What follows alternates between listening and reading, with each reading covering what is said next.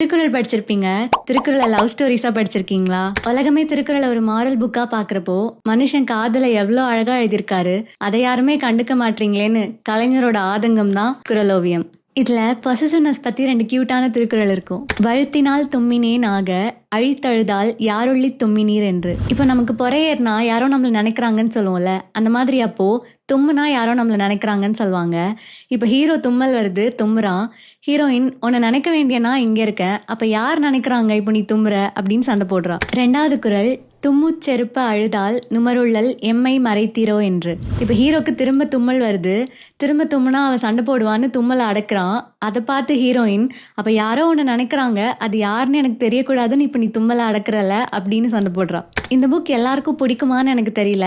ஆனா உங்களுக்கு இலக்கிய காதல் பிடிக்கும்னா இந்த புக் உங்களுக்கு ரொம்ப பிடிக்கும். அறத்துப்பால், பொருட்பால் எல்லாமே இருக்கும். ஆனா காதல் இதுல கொஞ்சம் அவர் அதிகமாவே கொண்டாடி இருப்பாரு.